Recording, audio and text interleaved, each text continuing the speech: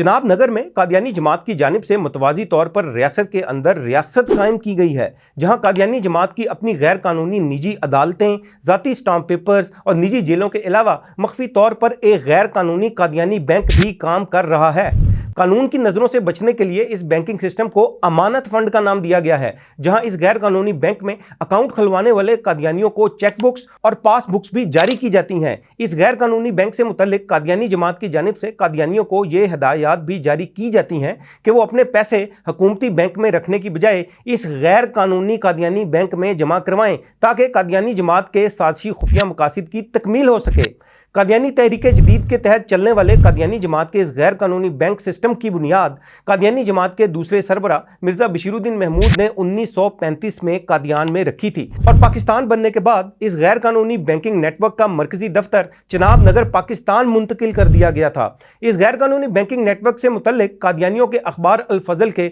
19 मार्च 1957 के शुमारे में इश्तिहार शाया हुआ, जिसमें कादियानियों को इस गैर कानूनी कादियानी बैंक में ही अपने पैसों को जमा करवाने की ताकीद की गई। अमानत फंड के नाम से जारी इस गैर कानूनी बैंकिंग सिस्टम में पूरी दुनिया से कादियानी बतौर अमानत पैसे जमा करवाते हैं, जिसको के 3 साल से पहले नहीं निकलवाया जा सकता, और पैसा जमा करवाने वाले कादियानियों को मजहबी लालच देने के अलावा नफे का लालच भी दिया जाता है। इस गैर कानूनी मुआशी इदारे के क़याम के बड़े मकासद में से एक मकसद कादियानियों के काले धन को सफ़ेद करने के साथ साथ गैर कानूनी तरीके से इकट्ठी की गई दौलत को हुकूमती इदारों की नज़रों से ओझल रखना और मुमकिन तौर पर मनी लॉन्ड्रिंग भी है। अमानत फंड के नाम से जारी इस गैर कानूनी मुआशी हेरा फेरी की सरबराही कादियानी जमात का सरबरा मिर्जा मसरूर करता है, जिसके पास इस पैसे को इस्तेमाल करने का सवाबदीद हक भी मौजूद होता है। तहरीक जदीद के ज़ेरे इंतजाम चलने वाले इस अमानत फंड में इकट्ठे होने वाले पैसों को पूरी दुनिया में ना सिर्फ इस्लाम, मुसलमानों और पाकिस्तान के खिलाफ बेदरेग इस्तेमाल किया जा रहा है,